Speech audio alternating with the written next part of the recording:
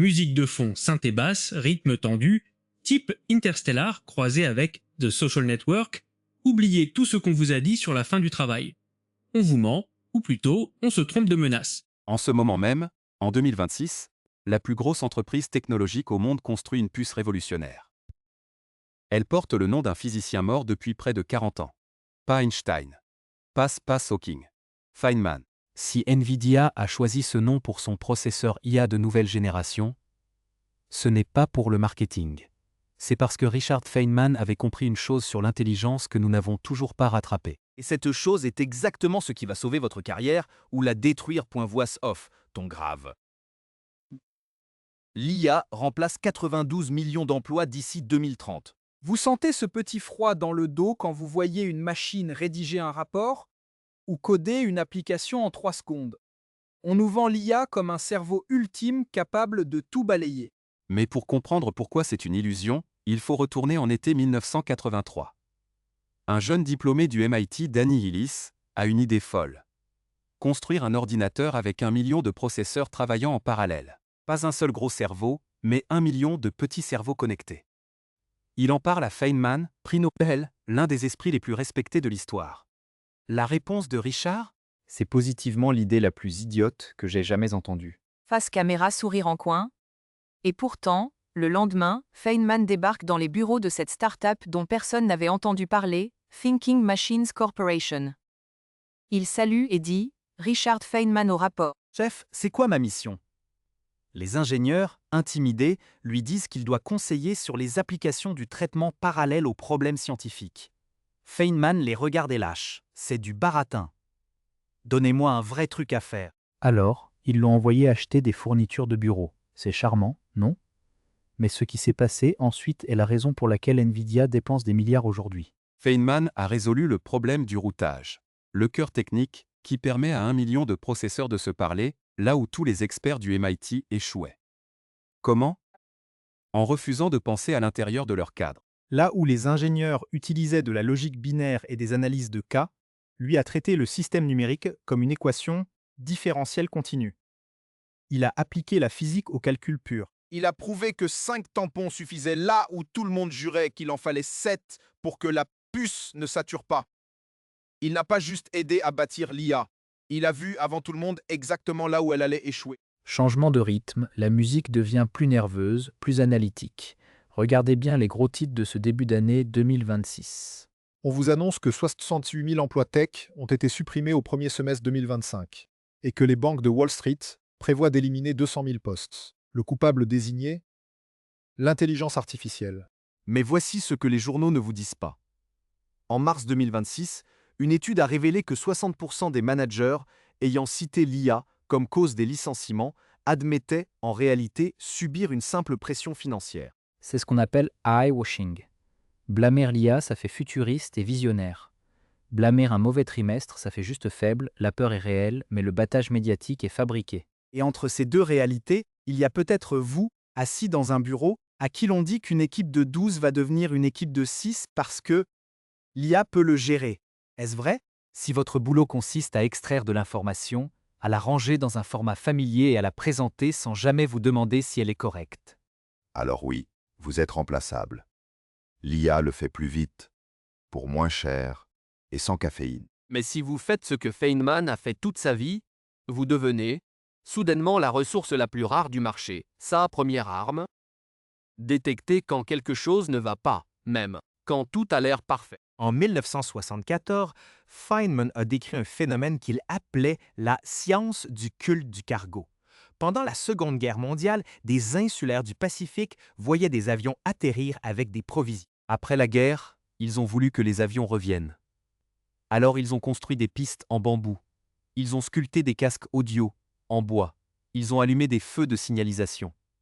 La forme était parfaite. Tout ressemblait exactement à ce qu'ils avaient vu. Mais aucun avion n'a jamais atterri, Feynman était brutal, l'essentiel manquait. Et c'est là que le piège se referme sur vous. L'IA produit du travail culte du cargo. Elle génère des rapports impeccables, des codes qui compilent du premier coup, des analyses qui suivent toutes les conventions, mais elle ne sait pas si c'est vrai. Elle n'a pas de conscience pour se tromper. ce qui signifie qu'elle ne peut pas se rendre compte qu'elle est en train de vous tromper. Feynman disait, le premier principe est de ne pas se duper soi-même, et vous êtes la personne la plus facile à duper. Si vous avez passé 20 ans à repérer les erreurs que tout le monde rate, votre valeur vient de doubler. Pourquoi? C'est parce que l'IA ne doute jamais. Elle n'a aucun soi avec qui être honnête. Musique, le tempo ralentit, devient plus introspectif, avec un battement de cœur sourd en fond. Voici la deuxième chose que l'IA ne pourra jamais répliquer. La capacité à poser la bonne question. Dans son livre Le plaisir de découvrir, Feynman écrivait que pour chercher la vérité, il faut commencer par l'incertitude. Cela paraît évident, mais c'est le défi le plus difficile de votre carrière. Pourquoi? Parce que tout le système dans lequel vous évoluez, votre entreprise, vos diplômes, vos managers, récompense la certitude et punit celui qui ose dire « je ne sais pas encore ». L'IA est la machine à certitude ultime. Elle ne bafouille pas, elle ne doute pas. Elle vous donne la réponse la plus probable, basée sur des milliards de données passées. Mais dans le monde réel, la réponse la plus probable est souvent celle qui échoue dès que les conditions changent. Repensez aux ingénieurs de Thinking Machines. Ils demandaient comment fabriquer ces puces à 7 tampons. Feynman a demandé « et si vos calculs de base étaient faux ?» Personne ne posait cette question parce qu'elle remettait en cause des mois de travail validés. C'est là que se trouve votre avantage tactique. Avant d'écouter une IA, un consultant ou un collègue trop sûr de lui, forcez-vous à demander. Qu'est-ce qui devrait être vrai pour que ce résultat soit une erreur totale? C'est l'étape que l'IA saute systématiquement. Elle prédit le futur en se basant sur le passé. Elle ne questionne pas les fondations du présent. Tom Feynman, un brin provocateur, tu peux connaître le nom de cet oiseau dans toutes les langues du monde, mais quand tu auras fini. Tu ne sauras absolument rien de l'oiseau lui-même. Tu sauras juste comment ces hommes l'appellent. L'IA connaît tous les noms. Mais vous, après 20 ans de métier, vous connaissez l'oiseau. Vous savez comment il vole quand il pleut? Vous connaissez l'odeur de la forêt. L'IA sait comment on écrit pression hydraulique, mais elle ne sait pas ce que ça fait quand un boulon vibre de la mauvaise façon sous vos doigts à 2 heures du matin, ce qui nous amène à la troisième force de Feynman. Celle qui terrifie les algorithmes, construire à partir de rien.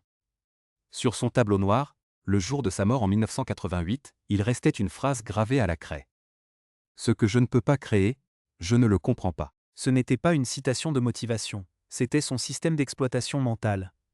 Et c'est votre bouclier ultime. L'IA ne crée rien, elle recombine. Elle ne part jamais de zéro. Elle part de tout. Et c'est précisément pour ça qu'elle est incapable d'innover quand le modèle s'effondre. Nvidia n'a pas nommé cette puce Feynman par simple nostalgie. C'est un message crypté adressé au futur. En janvier 2026, Jensen Huang est monté sur la scène de Davos et a jeté un froid polaire dans l'Assemblée. Si vous me regardiez travailler, vous penseriez probablement que je suis un dactylo. Automatisez la frappe au clavier et vous n'aurez pas éliminé son poste, parce que taper n'est pas le but de son travail. C'est l'interface, pas l'essence. C'est ici que réside le paradoxe qui va retourner le cerveau de ceux qui attendent l'apocalypse robotique. Prenez la radiologie. Depuis 10 ans, on nous prédit la disparition totale des radiologues sous prétexte que l'IA lit une IRM mieux qu'un humain.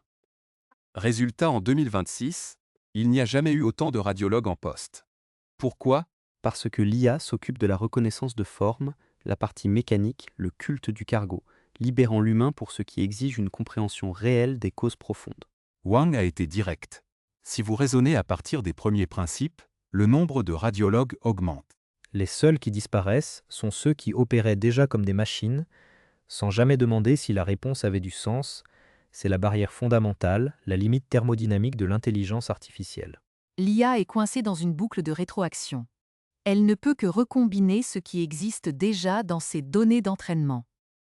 C'est une bibliothèque infinie, mais sans bibliothécaire capable d'inventer un nouveau genre littéraire. Feynman, lui, abordait le problème du routage des puces de Thinking Machines, non pas en consultant les manuels d'informatique, mais en reconstruisant la question à partir de la physique pure. Il a appliqué des mathématiques continues à un système numérique discret. Personne ne l'aurait tenté car c'était mathématiquement illégal. C'est précisément pour ça que ça a fonctionné. L'IA sait tout, mais elle ne comprend rien. Elle peut simuler la physique, mais elle ne peut pas l'inventer. Elle prédit le prochain mot d'une phrase, mais elle ne ressent jamais le doute viscéral qui précède une percée. En 1981, Feynman disait « Je peux vivre avec le doute et l'incertitude. Je trouve qu'il est beaucoup plus intéressant de vivre sans savoir que d'avoir des réponses qui pourraient être fausses. Dans un monde saturé d'outils programmés pour paraître certain de tout, votre avantage compétitif n'est plus votre certification, c'est votre courage de douter. Musique, crescendo orchestral, puis silence soudain pour laisser place à une voix plus intime. Feynman n'a pas seulement sauvé des puces électroniques, il a sauvé notre rapport à la vérité. La fraude dont je vous parlais, ce n'est pas un complot caché dans un coffre-fort, c'est ce que Feynman appelait l'intégrité scientifique, ou plutôt son absence totale dans nos institutions modernes. Il disait que si vous faites une expérience, vous devez rapporter tout ce qui pourrait la rendre invalide, pas seulement ce qui prouve que vous avez raison. Aujourd'hui, nos entreprises sont des usines à certitude. On produit des slides, des graphiques et des codes IA pour valider des décisions déjà prises. C'est la fraude du confort. L'IA est le miroir parfait de cette paresse. Si vous lui demandez de confirmer vos biais, elle le fera avec une éloquence terrifiante. Mais rappelez-vous Feynman face à la commission d'enquête de la navette Challenger. Devant les caméras du monde entier, il n'a pas sorti un rapport de 1000 pages. Il a pris un joint en caoutchouc, l'a plongé dans un verre d'eau glacée et l'a brisé avec une pince. Une démonstration de quelques secondes pour prouver que le froid rendait les joints fragiles. Il a réduit une complexité bureaucratique immense à une vérité physique simple et indéniable. C'est ça, la Feynman Architecture. Ce n'est pas qu'une question de silicium ou de transistor. C'est une invitation à redevenir des explorateurs du réel plutôt que des gestionnaires de modèles. Le futur ne vous demande pas d'être plus rapide que l'IA. Il vous demande d'être plus honnête qu'elle. Regardez le monde autour de vous. Une fleur n'est pas moins belle parce qu'on comprend les photons qui frappent ses pétales ou les réactions chimiques qui créent son parfum. Au contraire, pour Feynman, cette connaissance ajoutait une couche de mystère et d'émerveillement. L'IA peut décrire la fleur, elle peut même la peindre, mais elle ne pourra jamais ressentir l'excitation de comprendre pourquoi elle existe. Le véritable risque en 2026, ce n'est pas que les machines commencent à penser comme nous. C'est que nous continuons à penser comme elles. Si votre travail a un but, si vous cherchez la faille dans le système, si vous construisez à partir des premiers principes, alors vous n'êtes pas en compétition avec la puce de Nvidia. Vous êtes la raison pour laquelle elle a été créée. Soyez celui qui doute, celui qui casse le joint dans l'eau glacée, celui qui ose dire « je ne comprends pas encore ». C'est là, dans cette petite marge d'incertitude humaine, que se cache la beauté du réel. Et c'est là que se trouve votre avenir. Si vous voulez voir le monde tel qu'il est vraiment, et pas seulement tel qu'on vous le vend, rejoignez l'aventure. Abonnez-vous.